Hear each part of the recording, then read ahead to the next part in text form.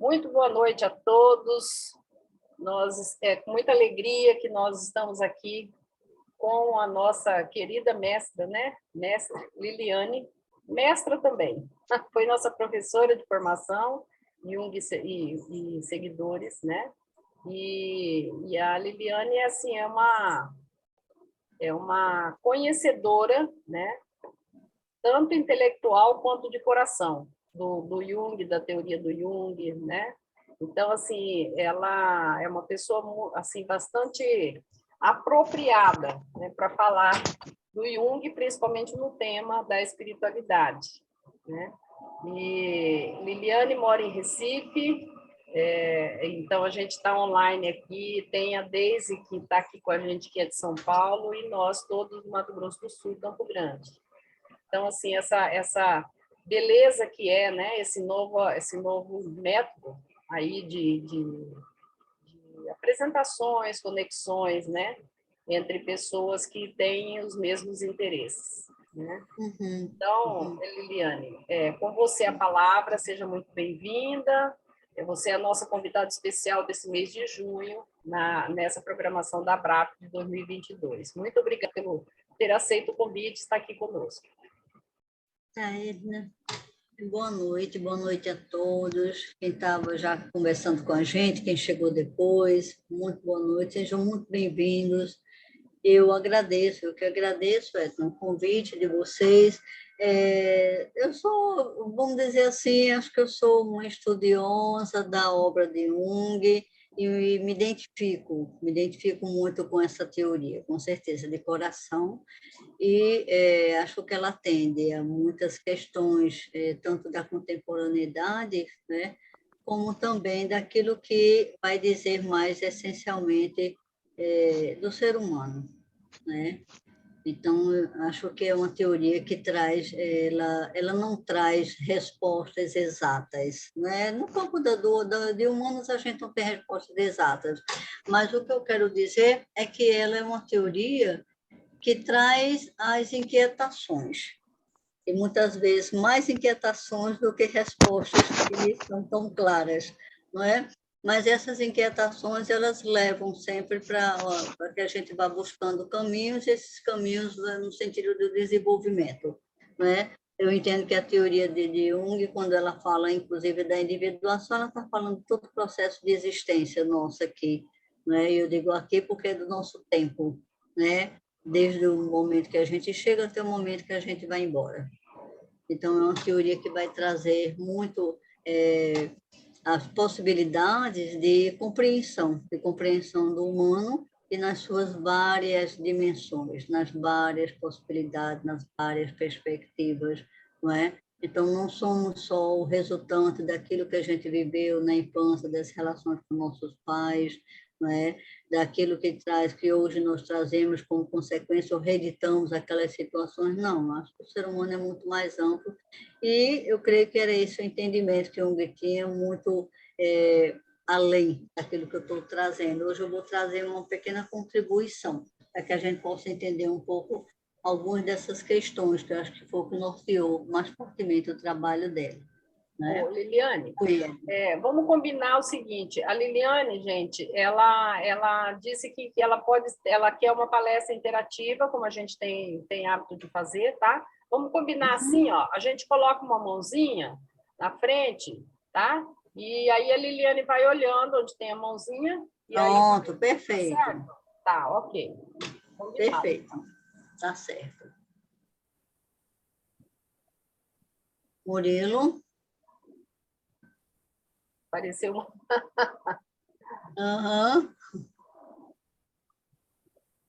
Oi, Murilo. Oi, só testei aqui. A mãozinha, né? É lá nas reações, tá, gente? Maravilha. Vamos lá.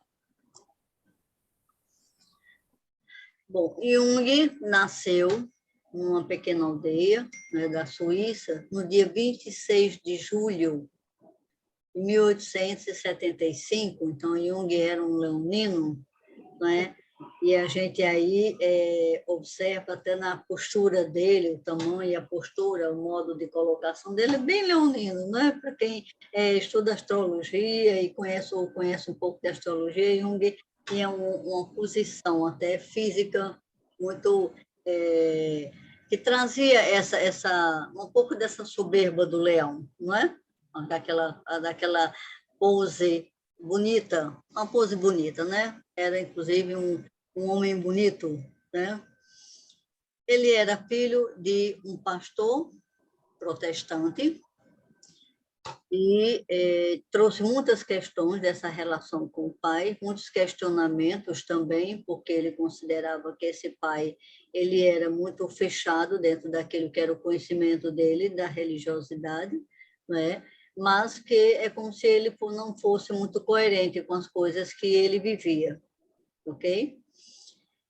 E aí ele conviveu desde a infância com questões relativas à religiosidade. Isso é em relação ao pai, que era um pastor, e em relação à mãe, que era uma senhora, era uma dona de casa.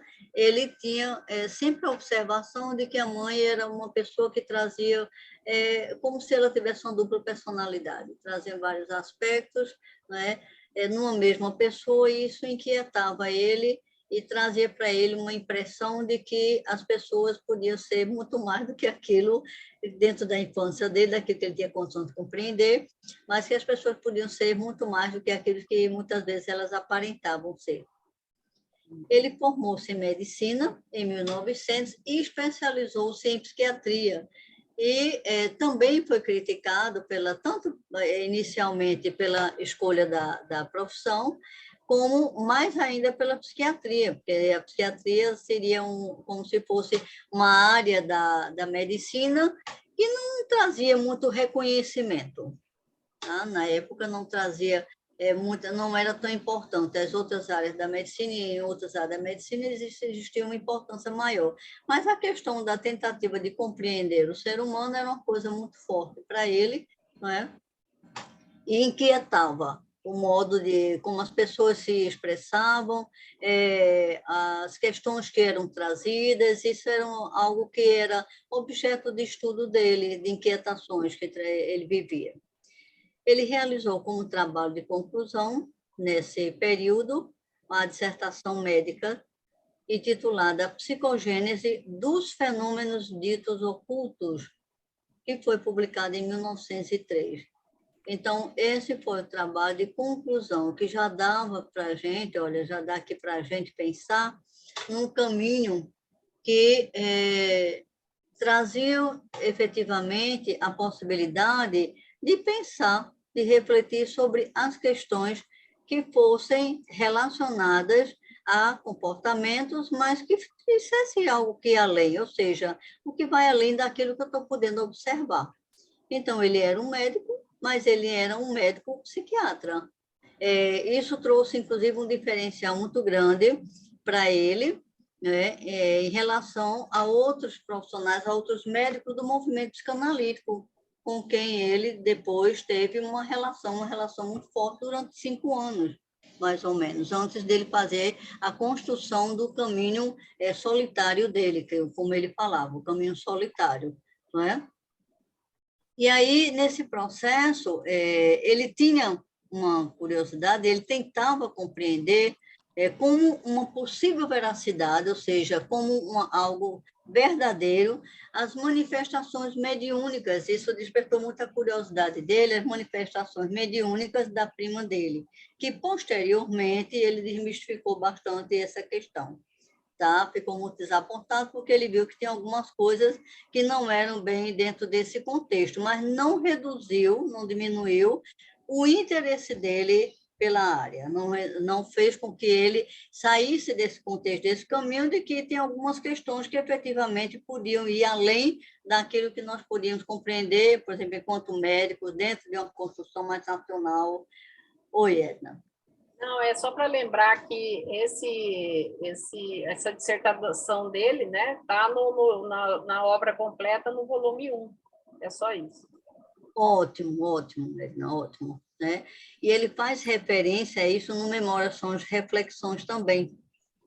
tá? Para quem ainda não tiver acessado esse nível aí de informação, no Memórias são Reflexões, ele vai fazendo esse caminho e ele vai falando sobre esse processo, né, da vida dele e como isso ia inquietando. Esse livro dele é um livro muito bom, esse que ele não está falando, é um livro que às vezes é um pouco cansativo para a gente fazer a leitura, não é? Porque é dentro de um outro contexto do início da vida profissional dele, em que ele ainda estava muito dentro daquela visão da medicina, da ciência, e dentro dessa construção, mas querendo fazer um outro caminho, mas querendo ir em outras direções, né? E aí a gente vai vendo, e é muito interessante esse tipo de estudo, como vocês estão fazendo, porque você vai observando como vai sendo feito o caminho dele, né? Ele primeiro tem a constituição médica dele, bem dentro daquilo, da ideia da constituição da persona, da adaptação, ele médico, não é? Aí ele médico psiquiatra, ele médico psiquiatra e estudando também outras questões que na época colocava ele como alguém até estranho dentro do contexto do meio profissional, né? Como depois ainda continuou dessa forma. A gente tem várias denominações, Jung místico, Jung dessa forma. A teoria dele não era uma teoria científica, efetivamente, não faz o caminho da ciência. Tanto que os profissionais que primeiro acolheram o trabalho dele foram os profissionais ligados à arte, né? Porque aí, efetivamente, sai desse contexto do científico no sentido da racionalidade, não é? Agora, a gente vê nele também o pesquisador, porque todos esses estudos, o que nós vamos falar aqui hoje, ele foi buscar as informações, o conhecimento que desse uma base para que ele pudesse efetivamente trazer as reflexões que seriam necessárias, importantes e necessárias para se compreender a questão, que é toda essa questão que a gente vai falar, vai estar vinculada ao conceito dele de energia psíquica. Né?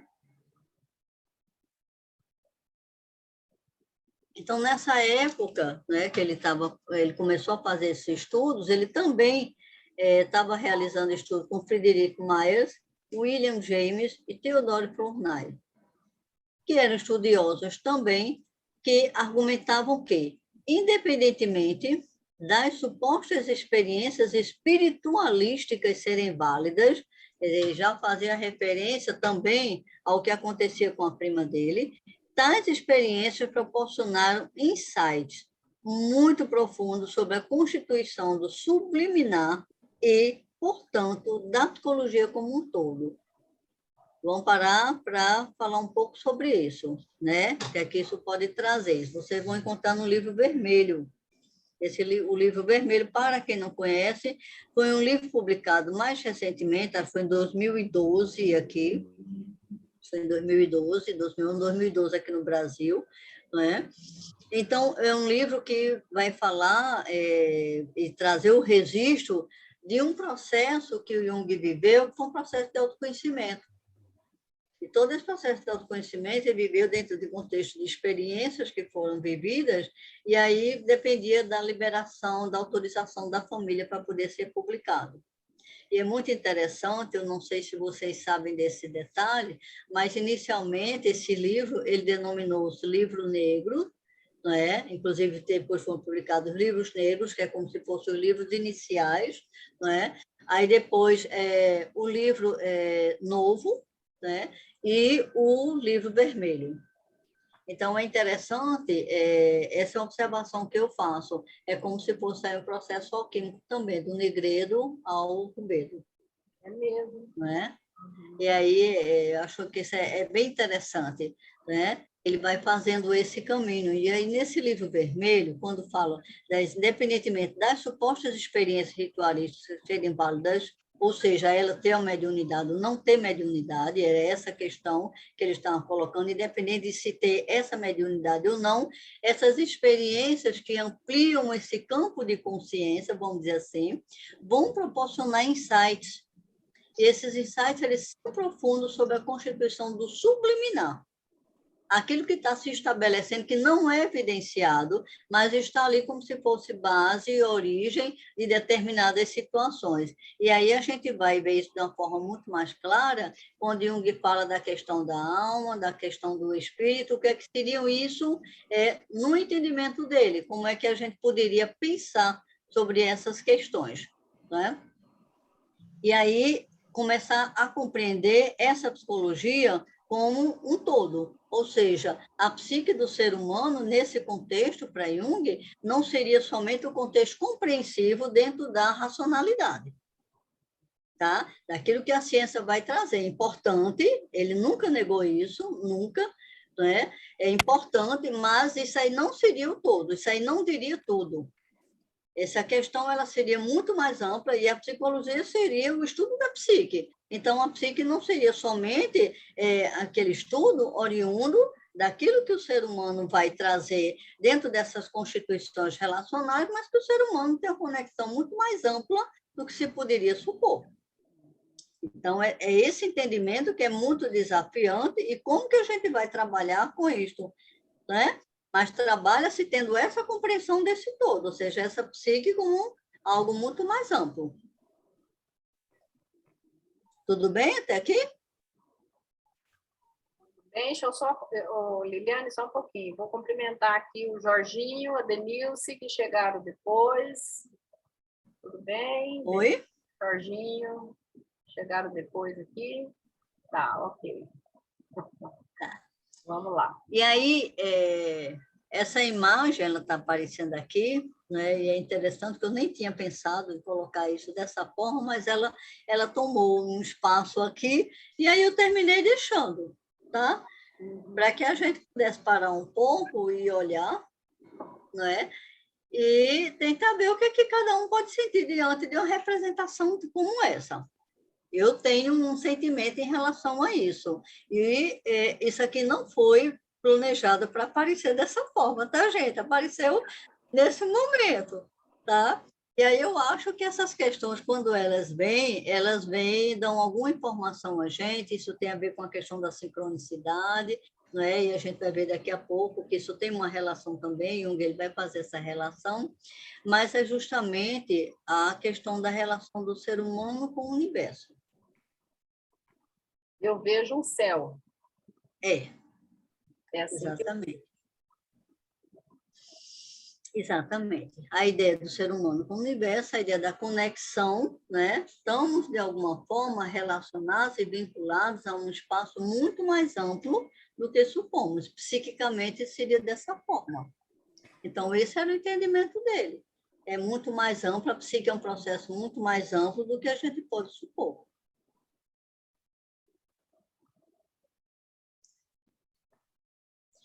E aí, olha, em cima da imagem agora, né? E agora eu estou entendendo o que foi que aconteceu, o processo mais lento aqui traz primeiro a imagem de fundo e depois traz a imagem que emerge. É interessante para a gente pensar aqui agora, não é? De que, efetivamente, o que a gente vem dentro desse contexto, nessa imagem, poderia pensar essa imagem de fundo, é o processo de nascimento psíquico mesmo, não é? E depois a representação material. Isso aí vocês conhecem muito bem o que é que seria essa representação material, ou seja, a relação daquilo que é o material com o não material. Isso aqui. Certo? Aí a gente vem para cá. Então, quem não conhece, esse é o Jung, né? E essa foto ela é bem representativa de todo o caminho, as mandalas que ele foi trabalhando, o que ele trazia como reflexões, porque as mandalas elas vão trazer essa perspectiva de conexão, né, com algo muito vinculado à espiritualidade, ou seja, a ideia de centro.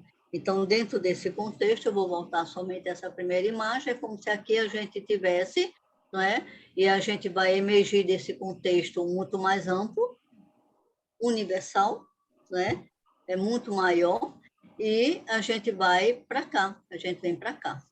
para a expressão daquilo que é muito mais amplo. Essa foi a ideia central da obra dele. O ser humano ele vai apresentar aquilo que é muito menor em relação ao que é muito mais amplo, muito mais representativo e que vai dizer muito mais dele.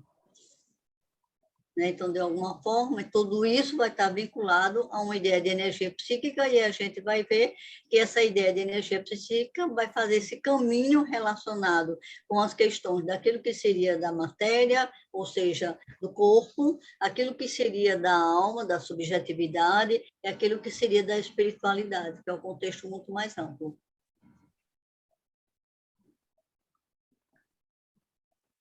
Em 1913, né, Jung rompe com Freud após 5 anos, mais ou menos, de trabalho e colaboração muito grande, com o movimento com o qual ele começa a ter relação a partir de escritos de Freud sobre sonhos, né, sobre o inconsciente, sobre sonhos, e que Jung observava que muitas daquelas questões elas aconteciam com pacientes dele dentro do hospital psiquiátrico. Para a psicanálise foi muito importante a colaboração dele, porque ele era um médico psiquiatra, ele trazia uma referência do trabalho dentro do contexto da psiquiatria, e esse trabalho no contexto da psiquiatria era importante para quem trabalhava nos consultórios, nas clínicas particulares, nos espaços particulares, não é? E muitos não eram médicos de formação psiquiátrica. Então, esse trabalho, que na verdade, foi uma colaboração muito grande, mas Jung, desde o começo, ele trazia ideias que eram muito diferentes da forma como a psicanálise trabalhava. Né? Ele saía dentro desse contexto da racionalidade. E o próprio Freud ficava um bocado assustado com essa questão, porque a psicanálise ela começava a fazer um caminho em relação a uma compreensão a partir da antropologia, da sexualidade, centrando e focando mais nas questões psíquicas a partir desse contexto, enquanto Jung ele começava a trazer as ideias que eram mais relacionadas com o ser humano de uma forma mais ampla, que eles chamam que é aquilo que a gente estava falando agora há pouco, esse contexto da psicologia mais ampla. Essa psicologia mais ampla, ela ia fazer, vamos dizer assim, ela ia dialogar com a alquimia, ela ia dialogar com a antropologia, ela ia dialogar com a astrologia, ela ia dialogar com a física, não é? Então, essas possibilidades foram afastando cada vez mais Jung do movimento psicanalítico e também trazia muitos problemas na relação dele com Freud. Assim que ele rompe com o movimento psicanalítico, na verdade, o rompimento com Freud foi sacramentado, vamos dizer assim, pelo Freud, pelo próprio Freud, né, nos escritos, nas cartas que eles trocaram, Freud deu o desfecho, a finalização da relação, né? E aí ele Jung rompe também com todo o movimento, porque não fazia sentido ele fazer parte desse movimento, ele, enfim, já com o rompimento dele com Freud estabelecido. Em seguida a isso, ele renuncia à presidência da Associação Psicanalítica Internacional, a qual ele tinha sido convidado, né? Freud tinha muito interesse que ele ficasse lá, inclusive porque a época era uma época muito difícil para o movimento psicanalítico, por tudo que estava acontecendo no mundo, as questões relacionadas com a Primeira Guerra, com a Segunda Guerra, e ele, então, renuncia, e aí passa a fazer um caminho solitário. Nesse caminho solitário que ele passa a fazer, porque ele ficou muito isolado dentro desse contexto da psicanálise na Europa, ele começa a fazer um trabalho muito reflexivo, um trabalho muito introspectivo da introversão dele, que ele depois colocou, ele fala muito sobre isso no Livro Vermelho, mas fala também no Memórias são as Reflexões, ele passa a fazer as próprias reflexões e fazer esse processo de autoconhecimento, que ele aí vai colocando em prática o processo dele de reflexão. Ou seja, ele ia vivenciando aquilo que ele começava a pensar e que eram as inquietações dele, como ele depois denominou o próprio processo de individuação. E aí o processo de individuação ele vai trazendo como um processo que é um caminho solitário, mas necessariamente não coloca você distante das pessoas, muito pelo contrário. Tá? Esse processo ele é solitário no sentido de que é um processo único e é muito dentro desse contexto de compreensão de si, mas, ao mesmo tempo, ele coloca você em interação com o todo. Existe esse sentimento de pertença, existe o sentimento, a necessidade da saída, mas de pertença. Como ele dizia, a individuação seria um processo muito fácil se nós pudéssemos ir para qualquer lugar e ficarmos lá solitários, que é muito fácil. Você não tem confrontos, não é? Na relação com os outros, você tem os confrontos, sim, e esses confrontos vão trazer esse confronto com o próprio inconsciente, confrontos com a sombra, né? Então, são esses confrontos que vão ser inquietantes, mas vão ser propiciadores desse crescimento.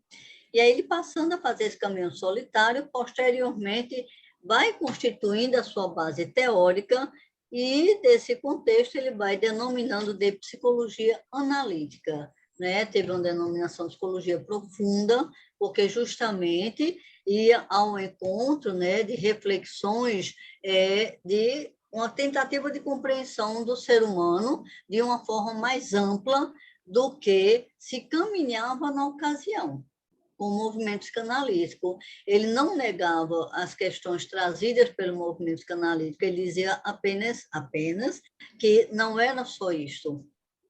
Existiam mais coisas, existiam outras questões que precisavam ser olhadas.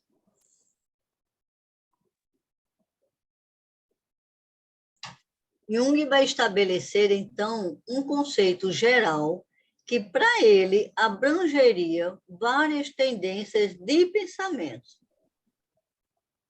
A ideia do movimento dinâmico e prospectivo da psique levou Jung a estudar várias teorias que ampliaram sua visão.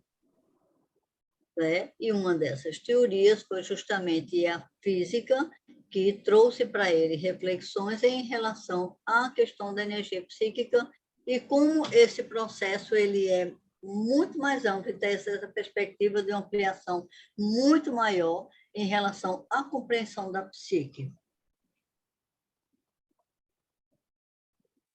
O conceito de energia psíquica, ele denomina de libido. Então, a libido seria a energia que caminha em várias direções. Os movimentos energéticos, eles dão a condição de termos um entendimento de que esse movimento, a psique, ela vai num contexto de uma força muito maior do que aquilo que nós podemos observar numa interação comum, vamos dizer assim. Tá? E mesmo dentro de um espaço analítico. Então, dentro dessa ideia, por exemplo, os sonhos, para Jung, nós temos sonhos que vão dar respostas a situações que nós estamos vivendo, não é? De uma forma muito prática. Por exemplo, eu tenho um dia, nesse dia acontecem determinadas coisas e à noite eu dou uma continuidade àquilo que estaria acontecendo no dia. Mas eu posso ter também um sonho que pode me levar para um determinado lugar muito adiante daquilo que eu estou vivendo agora. E só depois de um determinado tempo eu me vejo naquele lugar que eu sonhei um tempo atrás.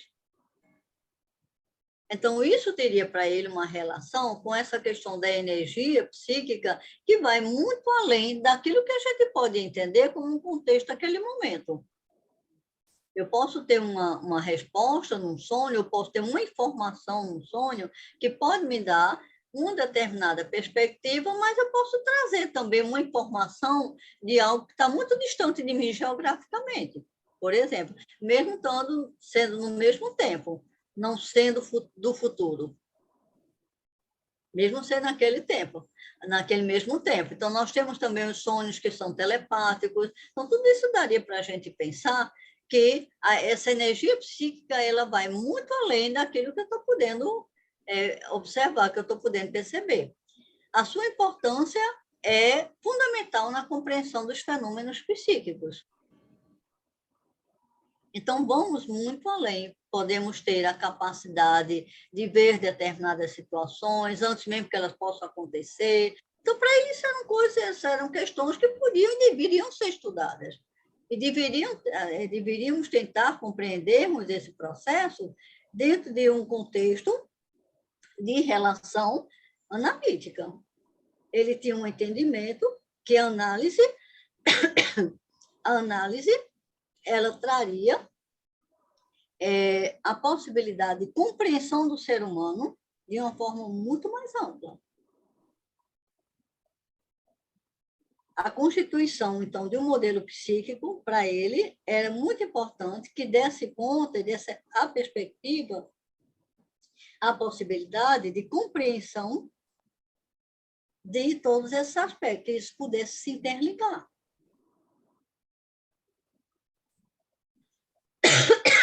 E aí, dentro desse contexto, ele começa a pensar que essa psique mais ampla seria a psique objetiva. Você tosse aí, eu tomo água aqui, tá, Liliane? Pois é, eu deixei minha caneca aqui, mas acredita, ela está sem água. Você quer colocar água, a gente dá um tempo. Vou colocar daqui a pouco, ela está aqui e eu deixei ela sem água. Para você tossir, eu lembrei que eu tenho um copo de água aqui, falei, mas não tem Liliane aqui agora. Então, veja, aí a gente vai entendendo a questão da psique objetiva. Na psique objetiva, Jung coloca que estariam os arquétipos. A psique objetiva para ele era a psique fatual.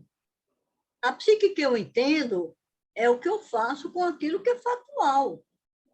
Então, a gente teria que fazer esse trânsito, essa relação sempre daquilo que eu estou vivendo na minha vida pessoal com aquilo que é do coletivo. E aí a gente começa a entender a ideia do inconsciente coletivo, que faz todo um sentido, o inconsciente pessoal, que é a minha subjetividade, ou o que é que eu faço, ou como eu compreendo aquilo que está na psique atual. Não é um processo muito fácil de entendimento. Eu já ouvi situação do tipo, mas o que eu estou entendendo é o factual. Não, o que você está entendendo é o seu entendimento daquilo que é o factual. Né? Então, o factual é como se fosse aquilo que estaria como base constitutiva para toda a humanidade. Essa é a ideia de inconsciente coletivo, e a gente vai entender isso, e a gente entende que esse processo, esse inconsciente coletivo, ele é verdadeiro na sua possibilidade de expressão, porque ele é factual, é psicoobjetivo, ou seja, é aquilo que é existente. Tudo mais é a minha compreensão em relação àquilo que é existente. E como eu vou constituindo isso, essa minha compreensão, também dentro das minhas constituições relacionais. Primeiro, as relações parentais. Essas representações, as relações que nós temos com os nossos pais, com as nossas mães, a relação inicial da vida, não é? Então, com quem nós começamos essas trocas, mas também se estende a outras relações. Ou seja, a psique é algo muito mais amplo do que tentava se colocar na época. Era isso que Jung dizia. É muito maior do que isso. É fácil compreender isso e acessar? Não, não é não. E talvez essa fosse a questão, né? Ele compreendia, ele entendia, né, que o homem europeu, né, principalmente o ocidental, é muito racional. Então, dentro dessa construção muito racional, fica muito difícil entender aquilo que eu não tenho como mensurar, de alguma forma. No campo de humanos, a gente não tem como ter uma atuação preditiva de nada.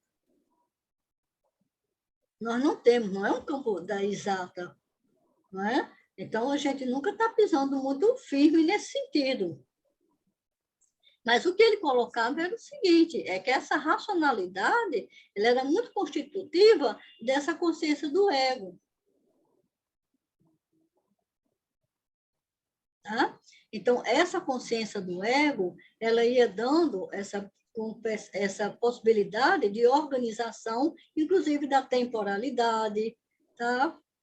Dessa ideia de tempo que é muito amplo, e é um tempo que a temporalidade do inconsciente, não só do pessoal, mas do coletivo, não dá para a gente, inclusive, a possibilidade de vivência de várias situações que podem se interconectar. Tá? Então, olha, voltando à psique objetiva, ou seja, de onde o ser humano emerge psiquicamente, e os arquétipos, o self. O self daria para a gente essa ideia de totalidade, de inclusão, de junção. É como se, lembrando agora, você falava do self e o selfinho, né? Eu sempre achei muito legal isso, muito interessante, né? Esse self é como se ele abrangesse no inconsciente coletivo a ideia da totalidade. E aí Jung traz, nós trazemos essa ideia da totalidade na nossa representação. Oi. Então, Liliane, quando você, na curso de formação, quando você falou do conceito em si, do self, né?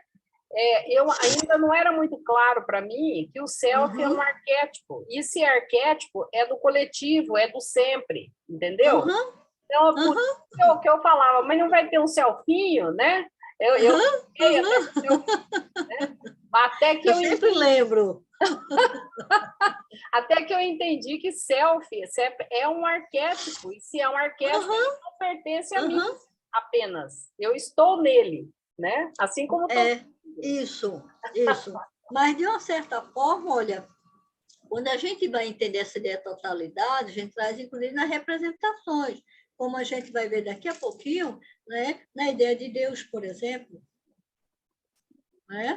Que aí Jung diz a ideia de Deus é a ideia que eu trago daquela representação, ou seja, a ideia do arquétipo, a ideia da totalidade, na minha representação, que aí eu faço as minhas imagens na minha subjetividade. Então, como eu posso compreender isso?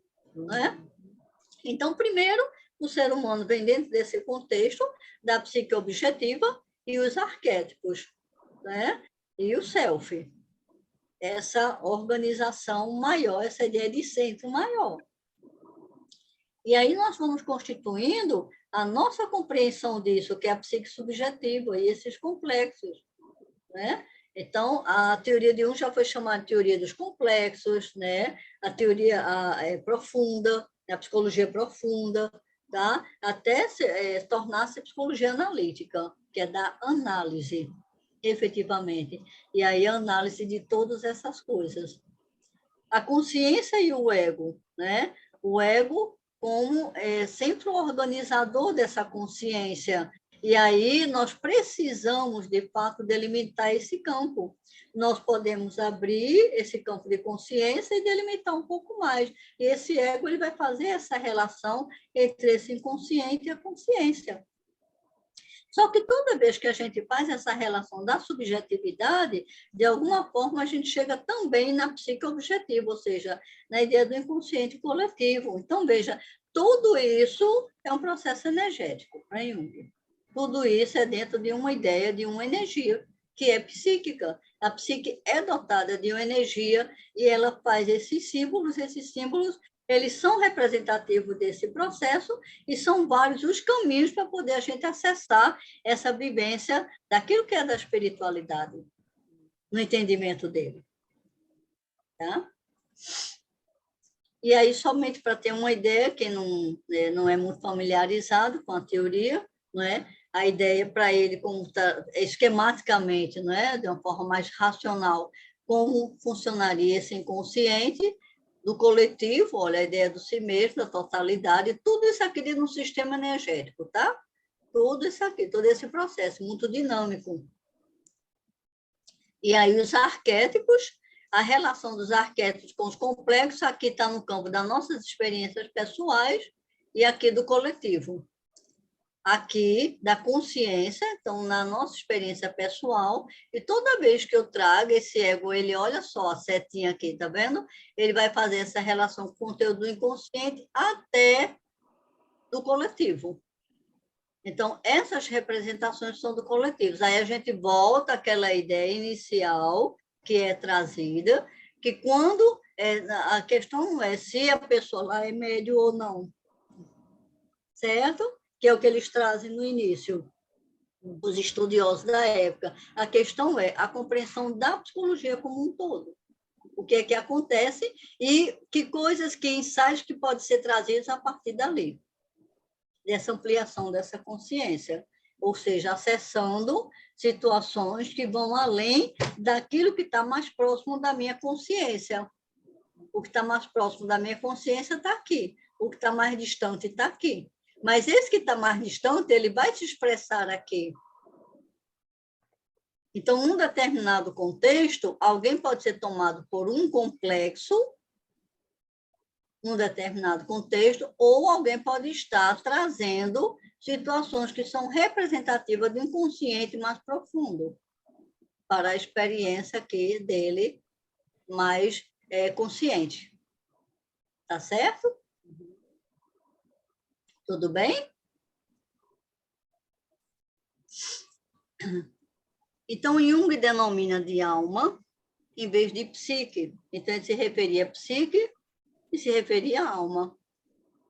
E aí ele trazia a denominação de alma aos processos que deseja sublinhar como movimento na sua profundidade, enfatizando a pluralidade, a variedade e a impenetrabilidade da psique em contraste com qualquer padrão, ordem ou significado. E aí,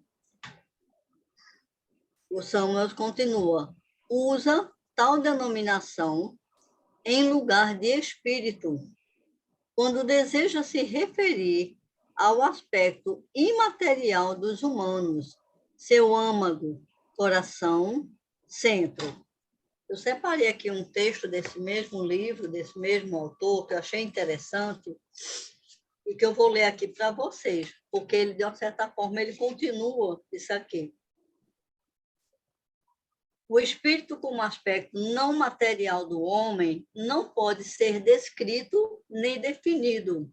Ele é infinito, ilimitado, sem forma nem imagem. Vive de si mesmo, não sujeita a nossas expectativas humanas, nem às exigências da vontade. É o outro, seja ou não deste mundo. Chega não solicitado, provoca usualmente uma resposta de afeto, quer positivo, quer negativo. Entretanto, Jung vai mais adiante, ligando o espírito com o propósito, fazendo-se um tipo de força intuitiva que liga e influencia eventos e esforços divergentes. Aí ele continua aqui, que eu achei muito interessante isso. A crença na alma não é necessariamente correlativa à crença em espíritos. A alma é universalmente referida por ele como tendo sua morada em um indivíduo, ao passo que os espíritos habitam um lugar à parte, separado do ego. Interessante. É muito interessante, com né? O conceito de alma e espírito do próprio Allan Kardec na doutrina dos espíritos. Interessante. Eu acho bem interessante isso, né? Aí ele diz assim ainda, olha, o fenômeno dos espíritos é uma verificação da realidade de um mundo do espírito. Uma das mais importantes evidências da existência de um reino diferente do corpo, quer relatados pelos chamados primitivos, quer pelo homem ocidental contemporâneo, é a presença de sonhos e visões. E aí, quando ele coloca também a questão da possibilidade dos sonhos premonitórios, né? Os sonhos que vão trazer, inclusive, temáticas também que acessam aquilo que está no inconsciente coletivo. E aí, voltando um pouco àquele gráfico, é como se a gente acessasse essa área aqui e trouxesse de um modo mais experimental, olha aqui. Tá? Então, essa é a ideia. Tanto você pode acessar aqui, da parte das experiências pessoais, da subjetividade, como aquilo que é do coletivo. Isso também pode aparecer nos sonhos. Certo? Isso é do mesmo autor, tá? É do Samos. Esse seja meu. Ai. Jung referia-se, aí eu coloquei aqui, Jung referia-se à palavra espírito como um aspecto não material, voltando a isso, de uma pessoa viva. É aquilo que não é material. A pessoa viva do pensamento, a intenção, o ideal, está muito dentro do contexto do ego. Então, na maior parte, no entendimento dele, a maior parte dos trabalhos, das teorias psicológicas, elas estavam muito no contexto do ego. E que a psicologia e a análise, ela deveria ir adiante desse conceito todo do ego, do trabalho com o ego. E que isso atenderia a algumas situações, mas a muitas outras não. Bem como um ser incorpóreo desligado de um corpo humano. Aí ele falava possibilidade do fantasma, sombra espectral, alma ancestral. Tá? Essa alma ancestral não é exatamente aquilo que está dentro do contexto da história de povos, mas algo que vai além daquilo que está contextualizado na história material. Espírito seria não material, infinito, ilimitado, sem forma, sem imagem.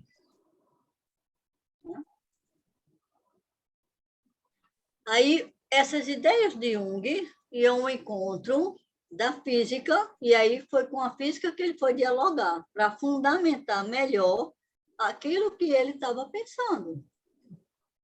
Então, a física tinha, no começo do século XX, realizado a construção de teoria que levava em consideração leis de causalidade, entropia, conservação de energia, transmutação, entre outros conceitos. Embora Jung não fosse familiarizado com a física, ele prestava atenção a esses conceitos para conceituar a psique. Então, esse é um diferencial muito grande da teoria dele, dos estudos dele, da psicanálise. Porque ele vai dialogar com esses saberes, essas áreas, né? Vai por outras áreas, para poder ter um entendimento e conceituar a psique. Agora, se a gente é parte da física, a física, como nós vimos estudando, por exemplo, que é a física mecânica, né? A física da causalidade, nós não vamos entender essas ideias de Jung. As ideias da física que vão dar para a gente subsídio muito importante para esse entendimento da teoria dele é a física quântica, é a teoria da relatividade. Então, são essas informações que vão ao encontro e que Jung foi dialogar com essa área da física, não é? Para poder ter um entendimento e conceituar a psique, como é que ele entendia que era a psique. E aí se referia à energia como uma abstração do mundo objetivo. Não podemos ver, tocar ou provar, mas sim falar mais na relação entre os objetos. Para Jung, a energia psíquica é a libido, e essa energia deve explicar como os objetos no mundo psíquico se afetam mutuamente. Eu sou afetada e eu afeto também. O que acontece do outro lado do mundo me afeta. E o que acontece aqui me afeta também do outro lado do mundo. É claro que aquilo que está mais próximo, de um modo mais intenso. Mas nós afetamos e somos afetados. Então, para a gente ter um entendimento e podermos compreender que, de fato, isso é possível e isso pode ocorrer, a gente vai precisar entender um pouco esse conceito de energia psíquica, e aí o que estaria como base um conceito de a possibilidade de ampliar muito mais a compreensão em relação à própria força, à própria energia da psique. Aí ele diz, as descobertas da física moderna, como bem sabemos, produziram uma mudança significativa em nossa imagem científica do mundo, por haverem abalado a validade das leis naturais, tornando-as relativas.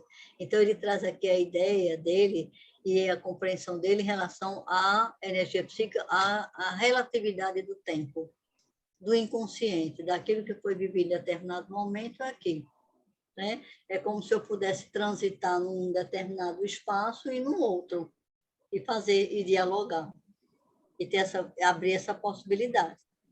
As leis naturais são verdades estatísticas. Vale dizer que elas só são inteiramente válidas quando lidamos com quantidades microfísicas. Então, essas quantidades microfísicas, elas constituiriam de uma forma muito mais forte, né, esse contexto, essa possibilidade daquilo que é mais amplo, daquilo que é maior. O que é maior se constituiria a partir desses conceitos microfísicos e, ao mesmo tempo, nós precisaríamos e estabeleceríamos essa relação. Também aquilo que é maior vai compor aquilo que é do menor. E aí ele traz a ideia dele sobre a sincronicidade. Né? Na ideia dele sobre a sincronicidade, estaria essa compreensão da relatividade do tempo. Eu sentir, por exemplo, eu tenho um sentimento de algo que, dentro de determinado contexto, está acontecendo, ou que aquilo que acontece externamente me afeta internamente, em um determinado momento.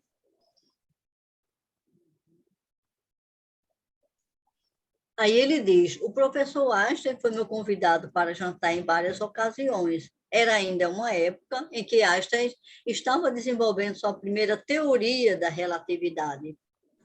Ele tentava incutir em nós os elementos de sua teoria, com maior ou menor sucesso. Não sendo matemáticos, nós, psiquiatras, tínhamos dificuldade em acompanhar seus argumentos. Ainda assim, entendi o suficiente para ter uma forte impressão sobre ele. Foram, acima de tudo, sua simplicidade e objetividade de seu gênio de pensador que me impressionaram e exerceram uma influência duradoura sobre meu trabalho intelectual.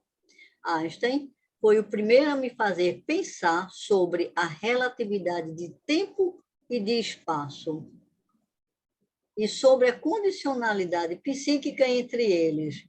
Mais de 30 anos depois, esse estímulo me levou a aproximar-me do físico e professor Pauli e a desenvolver minha tese sobre a sincronicidade psíquica, já levando em consideração essa questão da relatividade do tempo e do espaço. A psique não seria somente atemporal, inconsciente. A psique, o inconsciente também seria espacial. Então, tempo e espaço seriam muito relativos. Aí isso dá para a gente pensar já um monte de coisa em relação a essa questão do ser humano, a contextualização do ser humano, do lugar dele, né, dentro desse processo de mundo, né, dessa amplidão muito maior. Oi, Edna. Eu lembrei aqui, Liliane, porque se a gente observar os nossos sonhos, eles estão nesse espaço espacial e atemporal, né? A gente não tem essa preocupação do ego vigil, né? Nos sonhos, né? Se a gente começar a observar nos sonhos, a gente vai perceber isso aí. Então, assim, nós mesmos podemos saber, através se a gente tiver observação no sonho, saber disso, né? O que é um exemplo claro, prático, né? É a temporal e a espacial. O próprio sonho, a própria experiência do sonho. Sim, exatamente. Então, a sincronicidade seria um princípio de conexões causais, uma coincidência de eventos significativos. Pois não, Olga? Nesse aspecto, uma vivência emocional, por exemplo, algo que me tira do presente, que me traz uma vivência de quando eu era criança, ou não importa, de um mês atrás. Ela me tira do meu tempo e ela me tira do meu espaço, porque naquele momento a minha emoção, a minha reação, às vezes até, ela não é relativa ao que eu vivo hoje, e nem ao que eu vivo naquele espaço-tempo, vamos dizer assim. Mas traz todo o meu conteúdo anterior. Então, eu me transporto, inclusive, espacialmente, porque, às vezes, o contexto ele não é nem completamente igual. Sim, sim. Uhum. Né? Então, como a gente fala quando eu me coloco fora do meu presente, do meu eu adulto, por exemplo, quando eu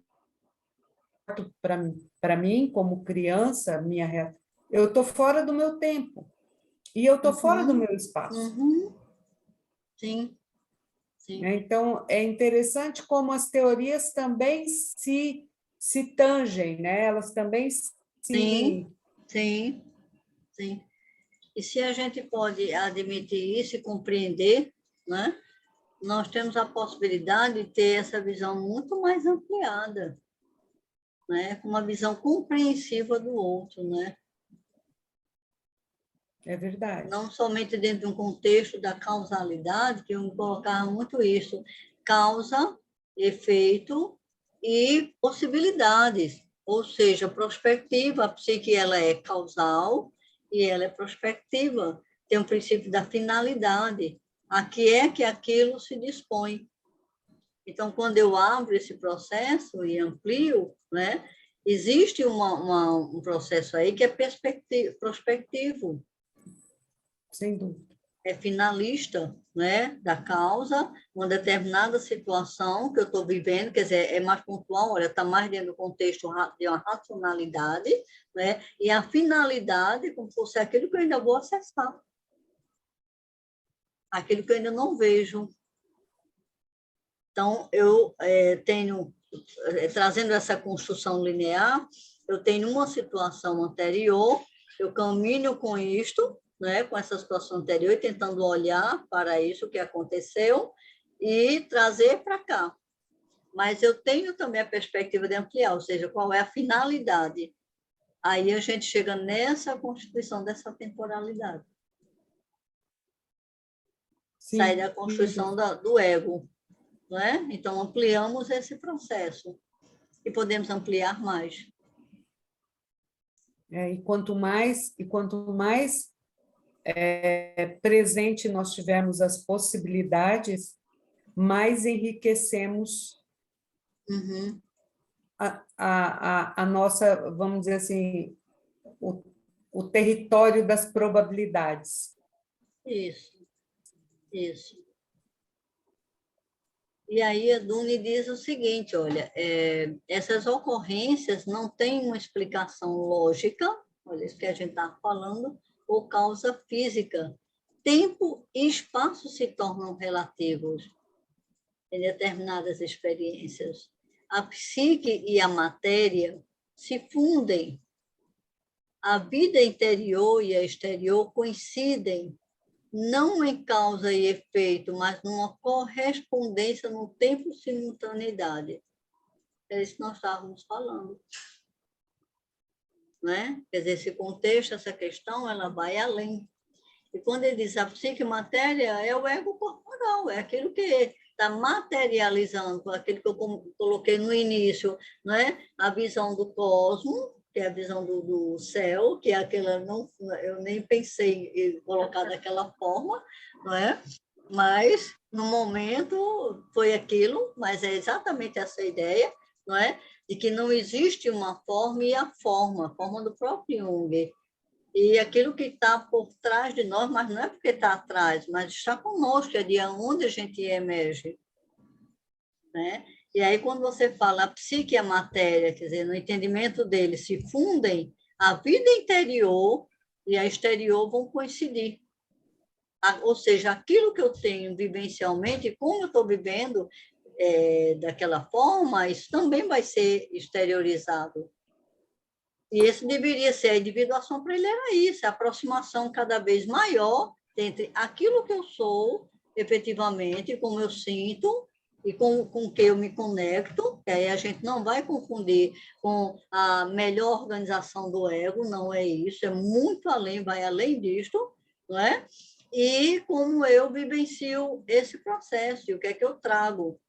Então, não é causa e efeito faz parte desse processo, mas não é causa e efeito, é muito maior do que isso, é muito mais amplo, que é isso que ele traz. Aí, essa correspondência de tempo, simultaneidade, que está dentro da ideia da sincronicidade. Então, essa ideia do contexto mais amplo da psique está também trazendo a ideia da sincronicidade. Tempo e espaço, né? Atemporal e espacial. E as situações que são coincidentes, que é o princípio da sincronicidade, as coincidências significativas. E aí a gente tem uma imagem dele aqui, ó, com a mandala, que ele vai trazer essa ideia de centro. A ideia de centro da psique e o processo de ampliação. A mandala para Jung, ele próprio fez muitas mandalas, desenhos também lindíssimos, ele tinha uma habilidade muito grande, ele tinha uma alma de artista, não é? Porque eu mesmo não conseguiria fazer isso de jeito nenhum. Tá? Então, ele tinha realmente uma alma de artista e ele via o mundo com essa alma de artista que ele tinha. Né? Então, dentro desse contexto, essa alma de artista significaria que o processo da vida ele é um processo a se fazer, ele é um processo que se constrói, mas é algo que não tem uma forma exata. Isso é o ego que a gente dá, inclusive porque a gente precisa, até para nos sentirmos um pouco mais seguros e estabelecermos essa relação. Não é? Então, é importante, claro que é importante, mas é extremamente importante, é fundamental que a gente possa ter a condição de fazer essa relação. Então, a ideia de centro, que é o que ele está apontando aqui, né? Que a mandala traz como uma perspectiva, a mandala é uma possibilidade de organização. Várias mandalas são várias possibilidades de organização. A psique ela se organiza em torno de um centro, da forma como a pessoa conseguir realizar e como ela pode construir. Um outro trabalho dele, olha, e a mandala ela vai buscar sempre o equilíbrio, ou seja, o ser humano, dentro de todo esse contexto, ele buscaria o equilíbrio. E isso é um trabalho, é um processo que para Jung era um processo espiritual. Espiritual no sentido do caminho. Ele dizia que nós não precisaríamos professar uma determinada crença. Ele traz uma questão bem interessante, que a crença é um caminho, é uma escolha. A ideia de centro, ou caminho para o centro, é um caminho espiritual. É um caminho que nós fazemos dentro daquilo que é da Constituição como necessidade da alma. Oi, Edna. É mais perto do conceito mesmo de espiritualidade, né? Isso. Mais do que uma religiosidade, é a espiritualidade. Então, o que ele traz, né, é mais o conceito mesmo da espiritualidade. Exatamente, exatamente. Então, ele considerava que o processo da análise era um processo que tentava vincular o ser humano com algo mais amplo. Então, isso está dentro da ideia da religiosidade, que é de religar. Então, essa constituição, essa compreensão da psique dentro da ideia da constituição egóica, ela faz parte desse processo que é mais amplo, ou seja, dessa ideia, que é o processo da análise, de vincular, é um processo religioso no sentido de religar.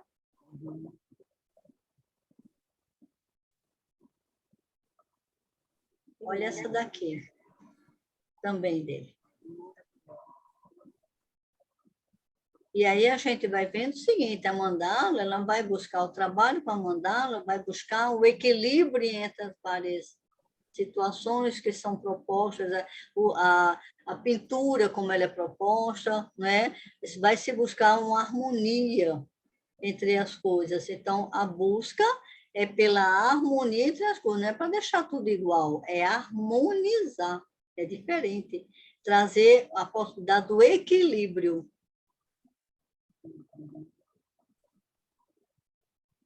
Aí, quando a gente olha uma pintura como essa, você é tocado, não é só pela beleza dela, a gente tem uma sensação de uma conexão com algo maior.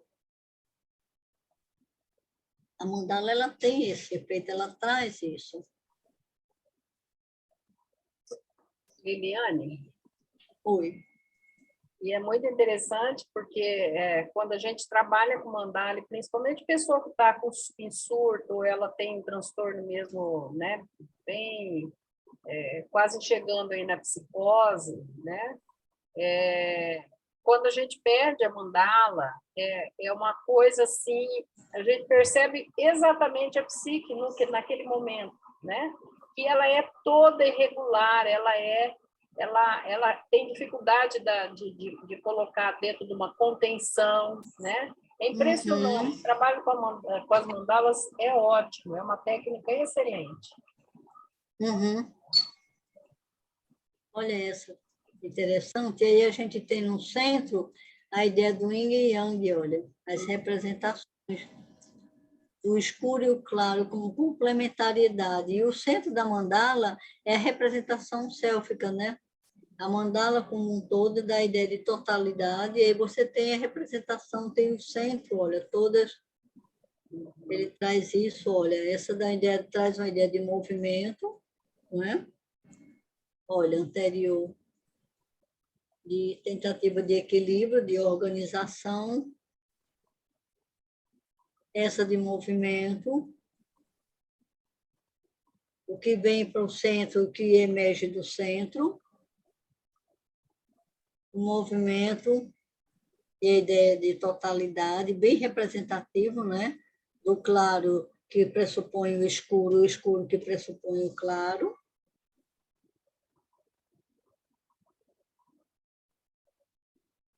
Essa dá uma impressão, é algo que está emergindo, está brotando, está saindo, está vindo, não é?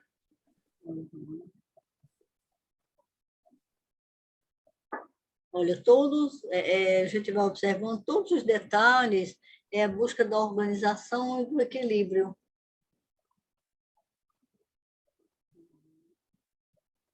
Essa que eu fiz de pedra, gente, ficou linda. Né? E a hora que eu pego assim, eu sinto energia, Liliane, é impressionante. Eu coloco a mão assim, sabe? É impressionante. Uhum. Sim.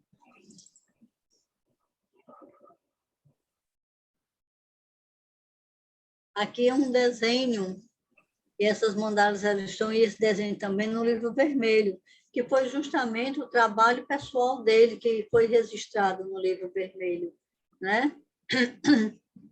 E do livro vermelho houve a constituição de todo o processo, toda a teoria dele. Foi nesse caminho solitário que ele foi entendendo que foi um caminho individuativo dele, né? E dentro desse contexto ele precisava fazer este caminho individuativo para poder, então, fazer a constituição daquilo que seria a teoria dele, ou seja, as próprias ideias, ele precisava vivenciar esse processo, não é? Então, tudo isso está dentro do contexto da ideia da energia psíquica. E a arte é uma forma de vincular, de trazer, né, de dar expressão àquilo que está no imaginário, que está no coletivo, e que eu pessoalizo também, né, na minha experiência. Oi. O que é muito legal, eu acho, do Jung, que a construção toda da teoria dele era o outro e ele o outro, né? É uma teoria que ele experimentou por si mesmo, né?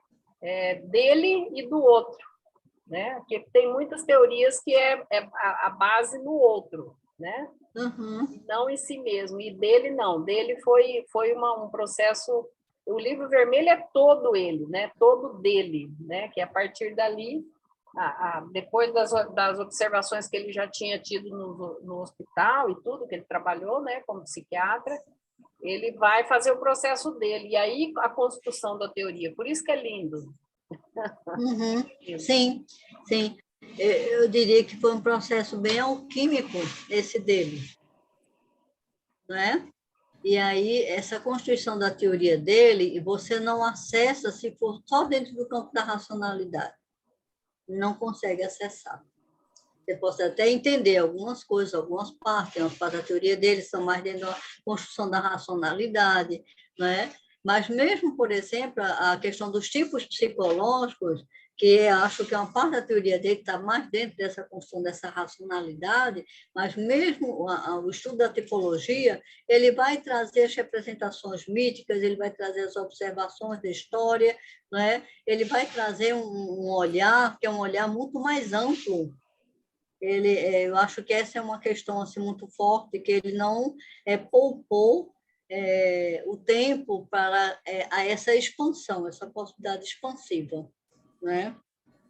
Não foi muito compreendido por muitos, mas hoje a gente está aqui tentando compreender justamente essas contribuições dele para outras áreas, não é? Que são áreas de necessidade de compreensão do ser humano. Esse é um desenho também, que está no livro vermelho. Então, o processo dele, que o processo, eu acho que é um caminho, um processo bem alquímico, né? Ele vivenciou e fez o confronto com esses fantasmas dele, até trazer essas reflexões, que foram reflexões da constituição teórica, e como ele compreendia o ser humano. Esse é o livro vermelho. E aí ele diz, ocorrências em Dune não têm uma explicação lógica ou causa física.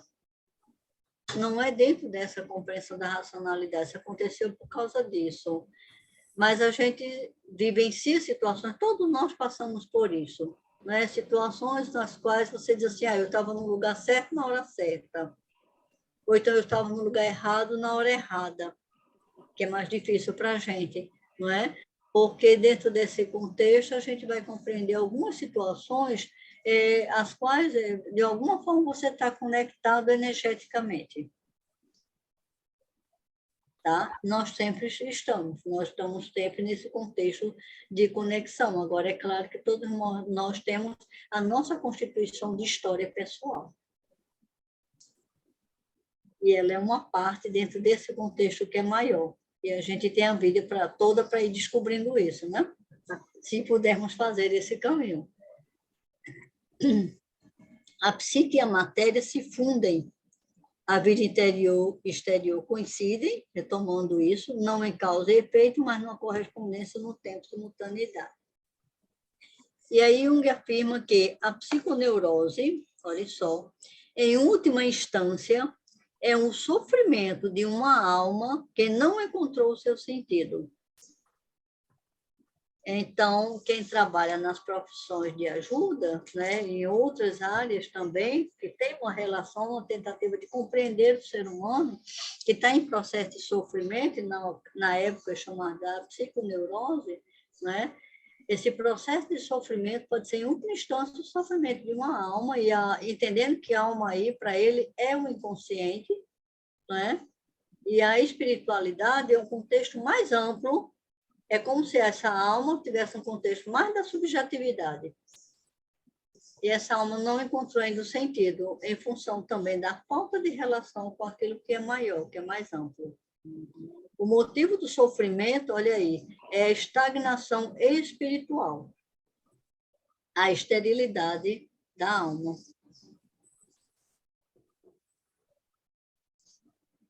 Ok?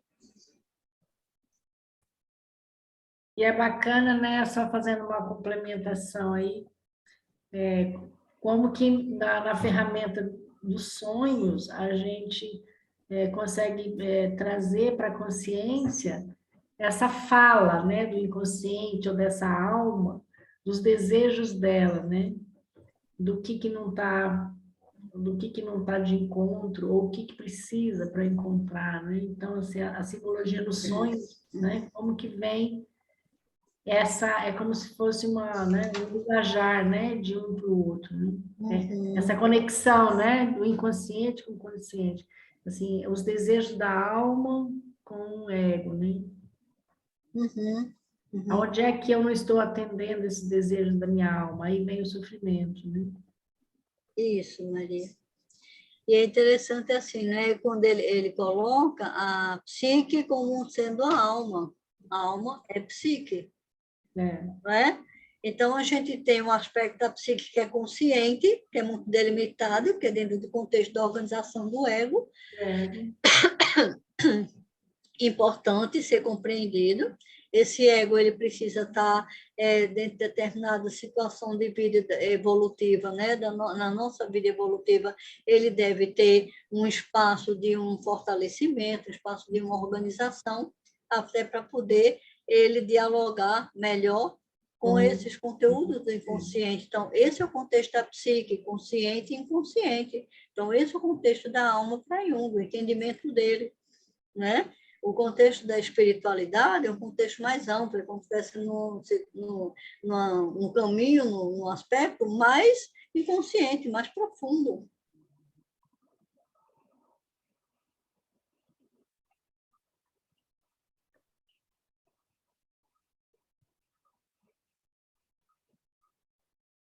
Em 1959, na entrevista a John Freeman, quando indagado se acreditava em Deus, aí Jung respondeu: eu não preciso acreditar, eu o conheço.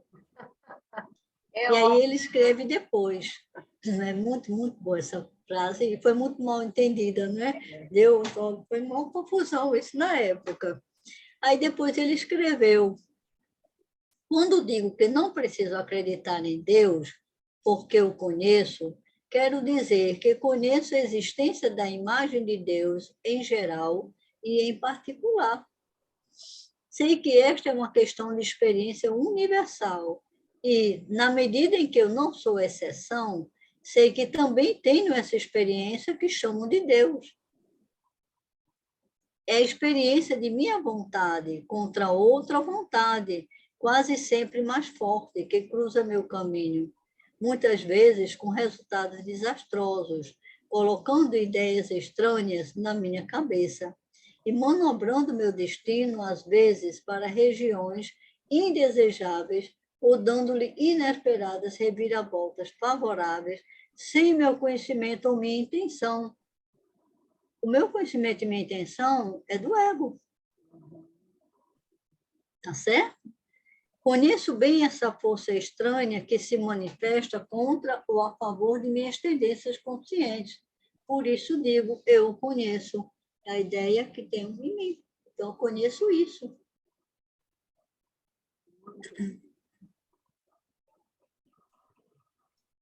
À medida que aumenta o conhecimento científico, ele diz, diminui o grau de humanização do nosso mundo, e ele se referia à racionalidade.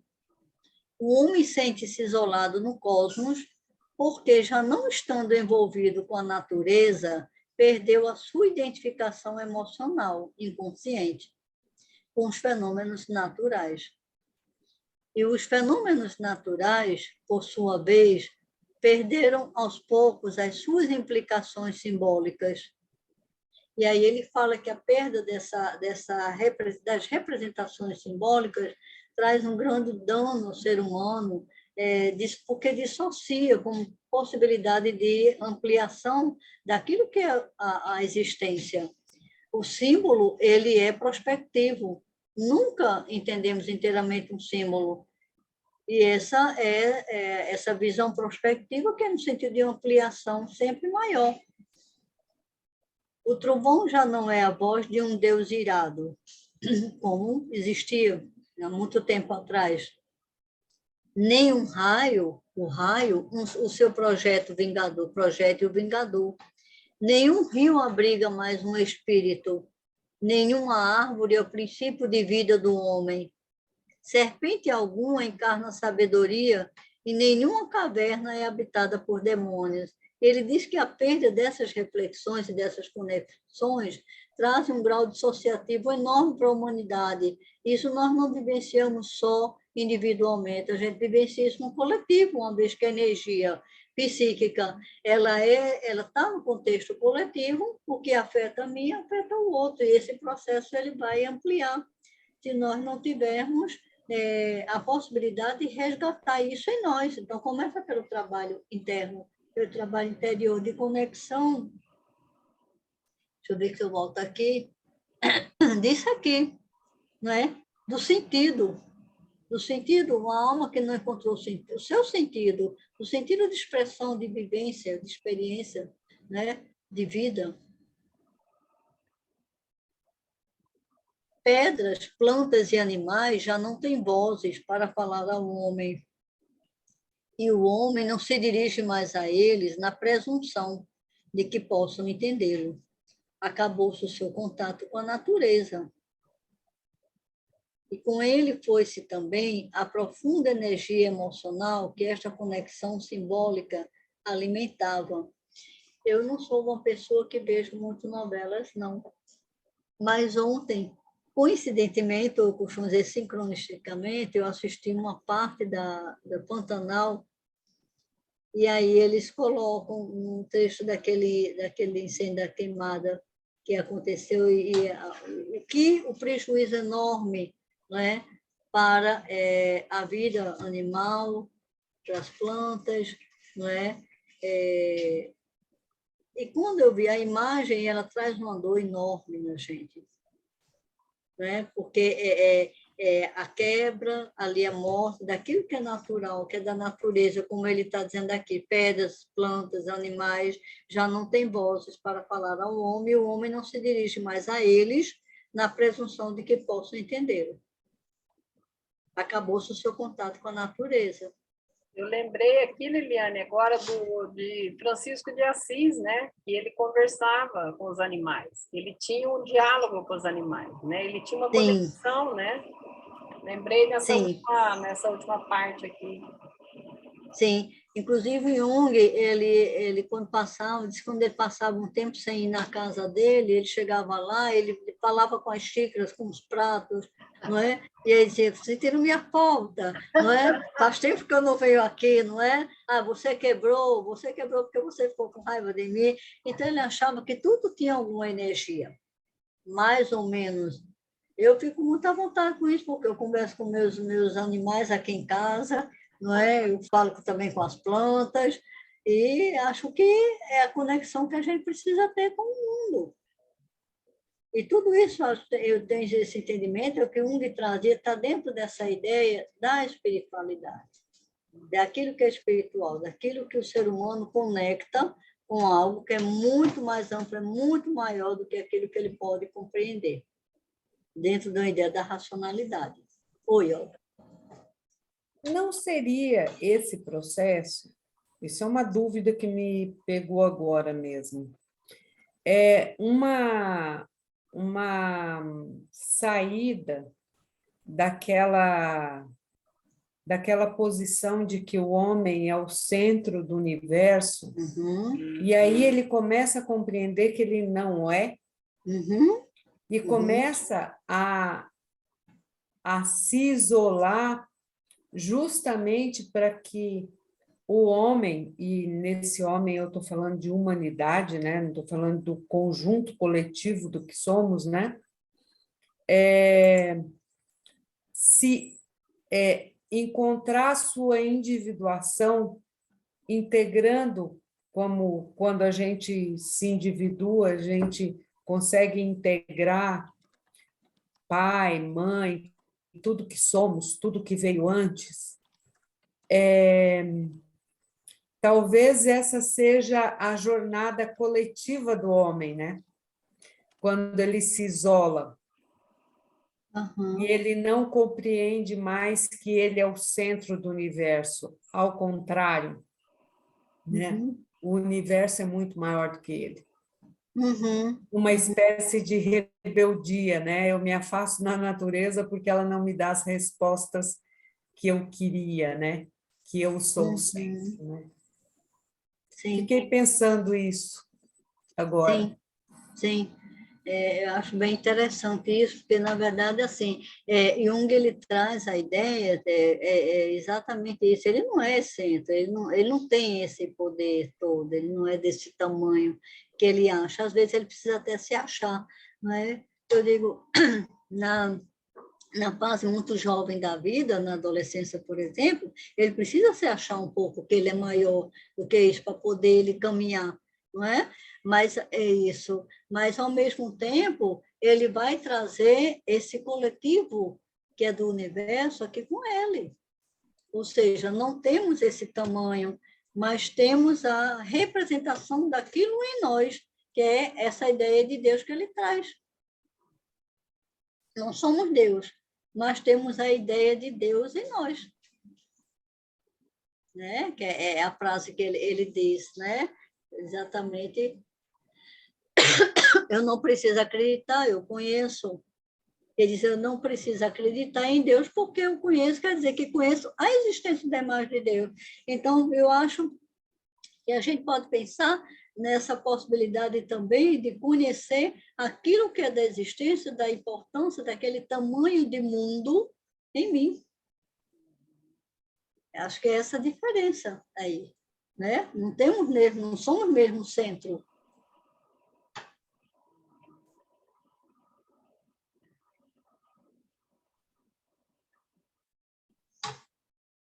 Ok, gente.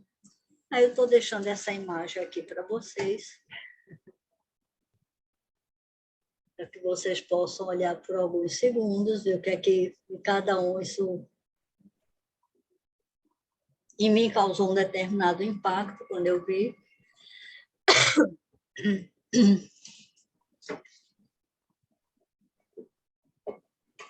Mas me trouxe muito um sentimento de pertença mesmo, né? De vida.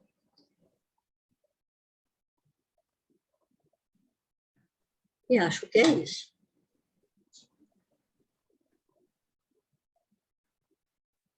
Muito obrigada. Vou deixar a imagem aqui. Tá? Que lindo. Liliane, você como professora, né, foi no horário. Uhum. 1 minutinho, 2 minutinhos, né? Uhum. Interessante, muito interessante. Alguém quer comentar, gente? Aproveitar que a Liliane está aqui, a gente está nos últimos minutos. A Dilma está dizendo que lindo, gratidão. Grata, Dilma. Quem mais? Quem dá mais aí? Oi, boa noite. Boa noite, Jorginho. E aí? Tudo bom? Então, eu vejo assim, né, como foi comentado, né, por isso que está acontecendo, né, até essa psicose mundial, que né, a Olga comentou aí, é porque eu vejo que está todo mundo, né, com essa energia exacerbada para fora, né, jogando, né, nessa corridão. E realmente ela tem que trazer mais, ela tem que buscar o seu interior, né? É o símbolo da mandala lá. Interiorizar, compreender, sentir, né? Para que a gente compreenda, porque quando está dissociado, aí a gente entra nessa psicose mesmo e fica totalmente distorcido, porque nós estamos fugindo de nós mesmos, né? Diante do mundo. Sim. Dessa forma.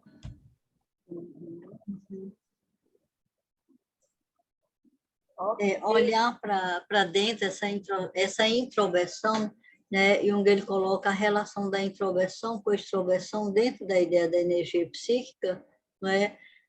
Esse olhar para dentro pressupõe o coletivo, né?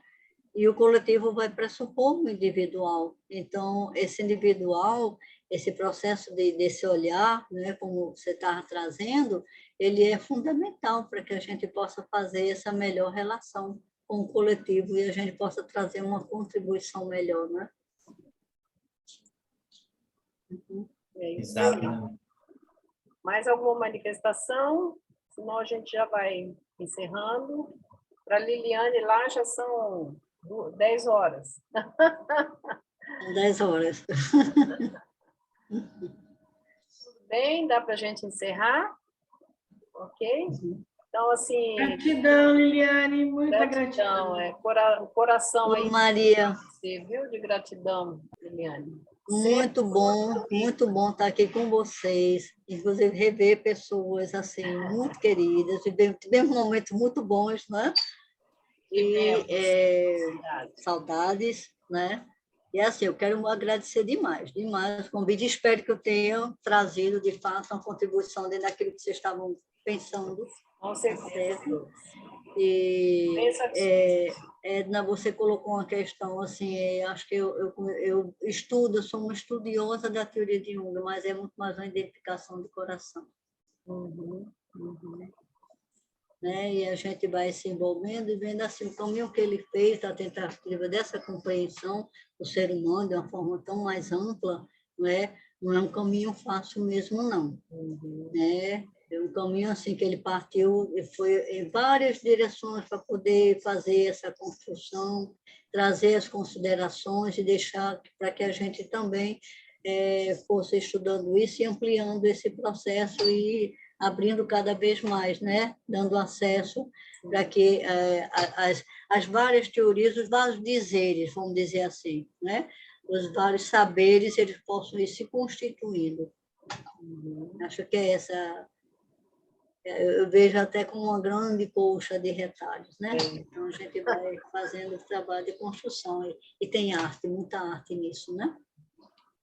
Muitíssimo obrigada. Muitíssimo obrigada também. Boa noite a todos. Agora a gente vai encerrar a gravação.